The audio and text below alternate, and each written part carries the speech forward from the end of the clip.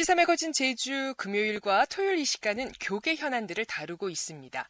자, 매주 금요일 이 시간은 기후위기, 여러 환경 문제들을 기독교적인 가치관으로 바라보고 또 실천 가능한 노력들을 얘기해보는 지구돌봄 프로젝트 코너로 함께하는데요. 자, 오늘도 기독교 환경교육센터 살림의 유미유 센터장 만나보겠습니다. 센터장님 안녕하세요. 네, 반갑습니다. 자, 아직 무더위는 계속되고 있습니다만 절기상으로는 벌써 입추가 코앞이에요. 네, 맞습니다. 이번 주일이 입추네요, 벌써. 네. 예년보다 20여일이나 앞서서 폭염이 시작됐고 지금도 폭염이 계속되고 있기는 하지만 낮의 길이가 이미 점점 짧아져서 벌써 태양의 위치가 가을로 넘어가는 입추가 옵니다. 때때로 자주 내가 어느 때를 살고 있는, 어떤 모습으로 살고 있는지 생각해야 하지 않나 싶습니다. 네. 자, 기후변화로 이 천지 자연의 흐름인 절기가 뒤죽박죽 되긴 했습니다만, 자, 이게 생명의 때를 안다는 건 참 중요한 것 같아요. 예, 맞습니다. 우리는 해 없이 살 수 없죠. 모든 생명이 우주 만물을 통해서 길러지니만큼 때를 알고 그에 맞는 삶을 산다는 것이 정말 중요한데요. 때를 따라 안성맞춤으로 살아야만 하나님이 베푸시는 사랑을 모든 생명이 골고루 온전히 누릴 수 있겠습니다. 그래서 봄철엔 나른해지기 쉬우니까 쑥, 달래, 냉이를 통해서 비타민 공급받고 여름철엔 더운 날씨에 맞춰서 오이, 감자, 토마토를 통해서 시원함을 선사받죠. 이제 곧 이어올 가을철은 더운 기운을, 이제 겨울을 날 더운 기운을 갖고 있는 곡식과 과일을 먹어야 할 텐데요. 다들 준비하시면 좋겠습니다. 네. 최근 살림에서는 탄소중립 기후교회, 알리백교회 만들기 이런 활동하고 있다고 들었는데 어떤 활동인지 좀 소개해 주세요. 네. 최근 각국의 환경 규제가 강화되면서 기업들이 알리백을 하죠. 네. 추를 위해서라도 기업들에겐 반드시 이행해야 하는 과제가 됐는데요.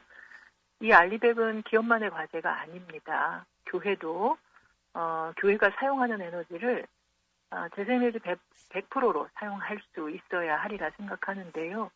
교회에서 하는 에너지를 재생에너지로 바꾸는 것을 바로 알리백교회 만들기라고 말합니다.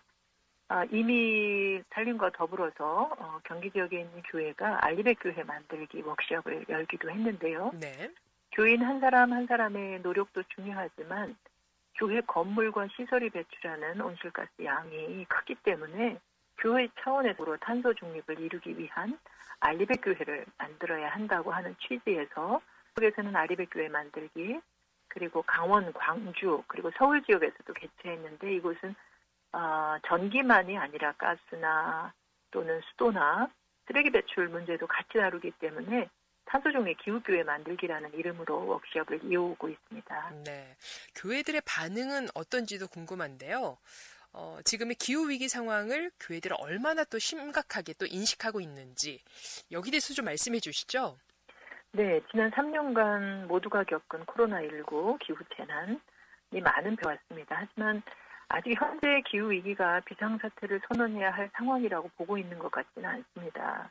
알다시피 지구 온도를 상승시키는 이산화탄소 농도가 올해 초 시작은 415ppm으로 했는데 이미 420ppm을 넘었거든요. 네.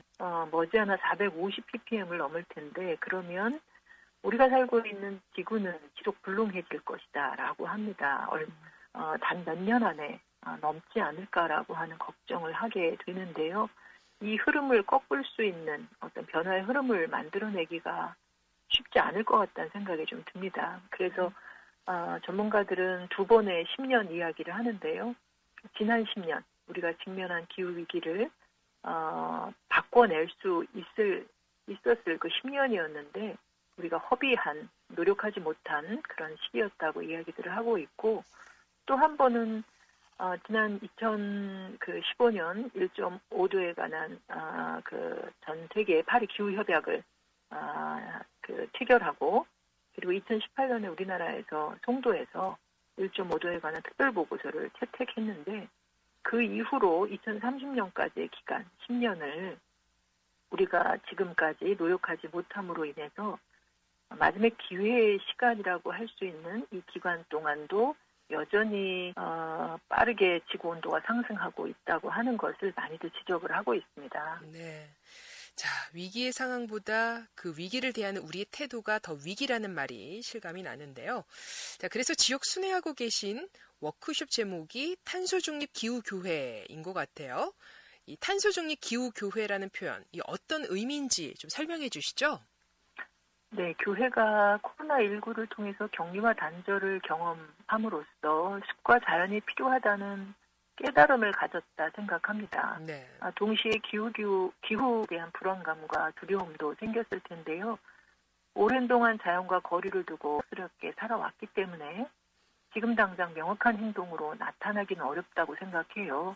하지만 우리가 창조되었고 교회 역시도 하나님의 교회인 만큼 창조 질서를 회복해 온 지금까지의 여러 녹색교회들도 있기 때문에 그들 교회들의 발걸음을 지지하면서 시대적 사명의 이 탄소 중립의 목표를 이루고자 용기 있게 발걸음을 내딛는다면 가능하지 싶어서 탄소 중립 기후교라는 이름을 썼고요. 네. 탄소 중립이라는 주제가 몇몇 개인의 개인적 실천을 넘어서 사회 전반에 거대한 흑역을 만들어 내야만 성취할 수 있는 것인데요. 그래서 탄소 중립 기후교회이고 교회만이 아니라 성도들 그리고 지역 주민들과 더불어서 합심해서 계속적으로 지금의 기후위기가 어떻게 변해가고 있고 얼마나 더 심각해져 가고 있는지 함께 실천하는 공동체를 만들어 감으로써 성취할 수 있다고 생각합니다.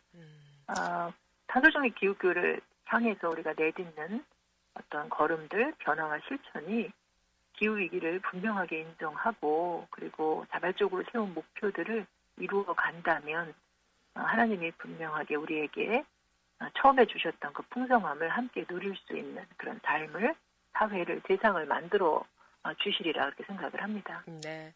자, 탄소 중립이란 것이 누구나 할 수 있는 것인가? 만약 그렇다면 탄소 중립의 사명을 주어진 터전을 지키고 돌보는 일로 사명으로 생각하는 것이 당연하지 않은가? 이런 생각도 드는데, 근데 아직도 교회들이 이 교회 위기 문제 해결에 좀 거리두기를 하면서 왜 교회가 환경 실천을 해야 되지? 또 기후 위기까지 대응해야 하지? 하는 이런 분들도 꽤 계신 것 같아요. 그러니까 이 신앙적으로 탄소 중립을 이뤄가는 어떤 기후 교회를 만들어가는 게 왜 중요한지 좀 이 시간 좀 짧게라도 좀 말씀해 주시죠. 네, 방송을 듣는 분들 가운데는 없으리라 생각을 하는데 네. 정말로 그런 생각을 하고 있는 분들이 좀 있는 것 같습니다.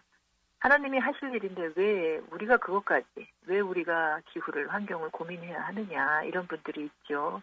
하지만 분명한 것은 하나님이 태초에 세상을 만드시고 참 좋다 하신 그 순간조차도 하나님은 우리에게 지키고 돌보라 명령하셨다는 겁니다.